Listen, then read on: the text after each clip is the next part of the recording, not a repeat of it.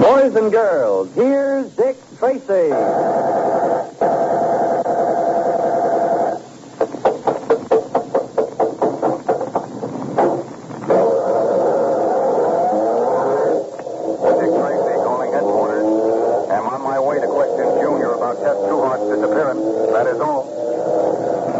Presenting Detective Inspector Dick Tracy, protector of law and order.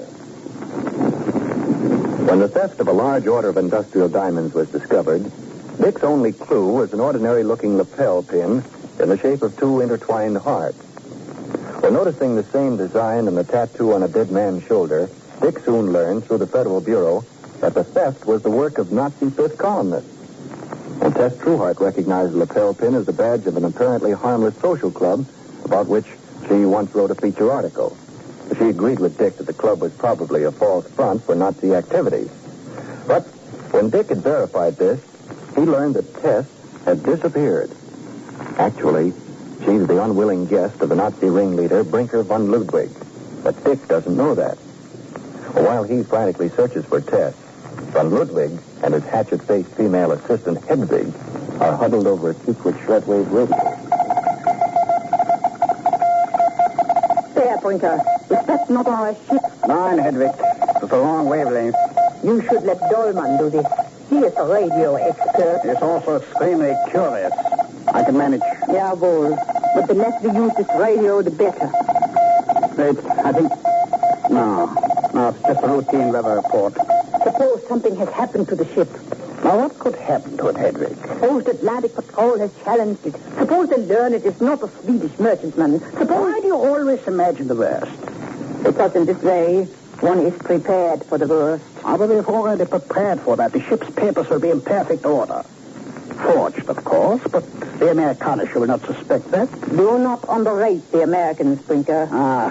They make progress for an inch and talk like they've traveled a mile. But they have listening posts. If they intercept the ship's message to you... Let them. The message will be harmless enough. Meaningless, in fact.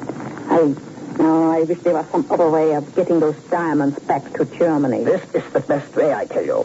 You say that because it is your way. And may I ask, Fräulein, what is the matter with my way? Matter with it? Do you think Gundel will go to prison for a forgery he did not commit? Gundel is a Dummkopf.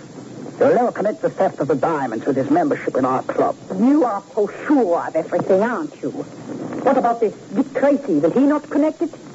Let him. I have a sure way of dealing with Inspector Dick Tracy. You mean the girl in there, that reporter? Miss Trueheart, yes. Once he knows her safety depends on it, he will be reasonable, don't worry. She said Fritz Hoffman would be reasonable.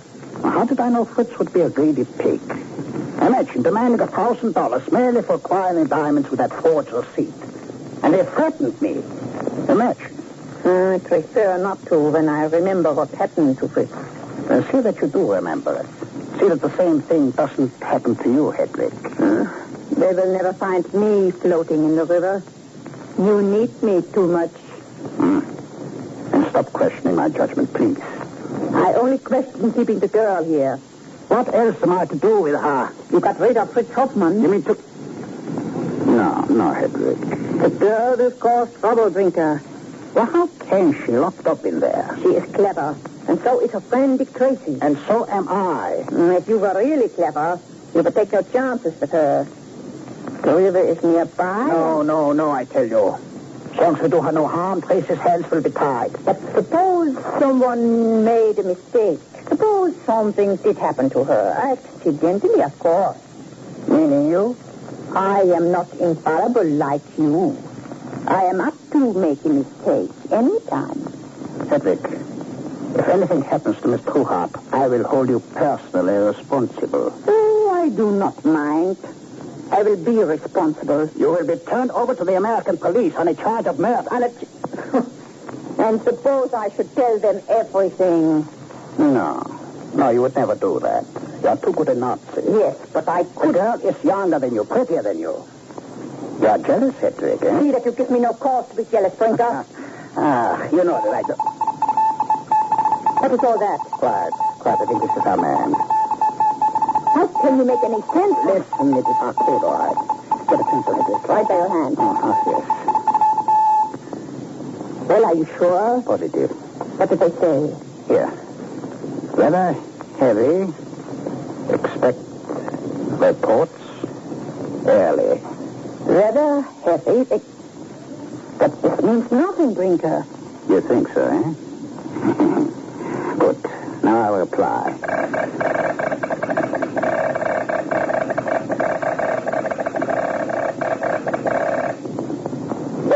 This is crazy, I tell you.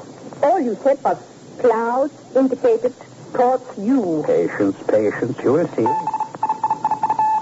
All right. They're answering. Will you be quiet?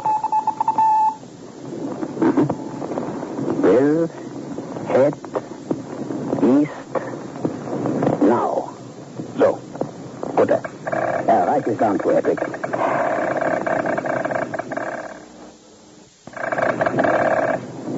I got it, but it makes no sense. It is not supposed to. I'll take a reply.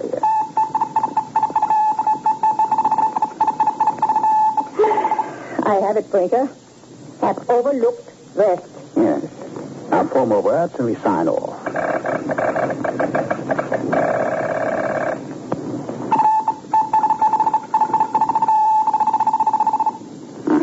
Good enough. Everything exactly as I planned it. Brinker, you must either explain to me or provide me with a straitjacket. Oh, poor Hedrick. It is so simple when one knows. Simple. Their first message said, weather heavy, expect report early. You replied, clouds indicated towards you. And then they said, we'll head east now. Yes, it is crazy. Oh, no. You simply take the first letter of every word. The words themselves mean nothing. Only the first letters. Oh, I see. Then weather heavy, expect reports early means W-H-E-R-E. Where? Exactly. And my reply, clouds indicated towards you. C-I-T-Y. City. What's the next one? They said, will head east now. W-H-E-N. You see? Where? City. Then? All right. You said no obstacles on north. N-O-O. Noon. Then you said have overlooked west. H-O-W. How? And my last message told them. Weather abating in time. W-A-I-T. Now, you see how simple it is? You read their messages and I'll give you my answer. All right, where? City. When? Noon. How? Wait. Very clever of you, Brinker. And the beauty of it is, it sounds so harmless to anyone else. I will send Felix in a speedboat to fetch the ship's captain at noon tomorrow. And when he comes? I will deliver the diamonds, and we will celebrate their handsome profit. So, what do you think of my way now, eh? I will show you at the dance tonight. You haven't forgotten the annual, I hope. Don't worry. You know, I think this social club has just about served its purpose, Hedrick. After tonight's dance, I think we will disband it. I find that lately it is more of a hindrance than a help. And especially with Gundel around. I think it would be better if we simply dropped out of the side. Now, Junior, you were the last person to see Tess before she disappeared. Where's Dick? I did my darndest to find out what was on her mind. Because you know women. Yeah, sometimes I wonder. She didn't say a thing, huh? Yeah, she was flying all over the place, getting her suitcase packed. Did you help her do that? Yeah, some. What'd she pack? Oh, the usual junk girls travel with. Lipstick. Oh, what powder. clothes, I mean? Well, she was wearing... I know what she was wearing. I talked to her in her office. What did she pack? Well, she took that blue thing. You know, the one with all that lacy stuff An on evening it. dress, you mean? Oh, if that's what you call it. The one she wore when you took her to the United Nations ball. Well, go on. She took an evening gown. Yeah. And, oh, sure, the satin slippers that go with it. Mm-hmm. Did she say anything about that lapel pin, the 2 hearts? Gee, Dick, I don't think so. All she kept saying was, boy, what a break. What a story. What a break. Yeah, when I talked to her earlier, she showed me the article she wrote about this phony social club. Then she comes home and packs a party dress and... Why, sure, that's got to be it. What? Let me get out that phone. Now, you've gone haywire. Not me, Junior. Tess was heading for that club. They're holding their annual dance tonight, and that's why she took a party dress. Why, it's got to be. Hello? Excuse, please.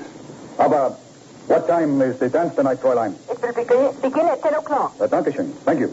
Should I wear my tuxedo, please? If you expect to get in, you had better. Jawohl, Fräulein.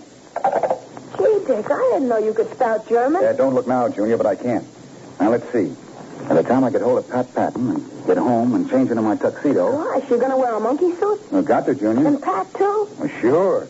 They won't let us into the dance without them. Boy, I'd like to be there to see that. Well, just so Tess is there to see it is all I care about. Well, boy, the things a cop has to go through. You're not kidding, Junior. You're at least getting dressed up to meet Tess, but poor Pat hasn't even got a date. No, you're wrong. Pat's got the same date I have. You mean with Tess? Nope.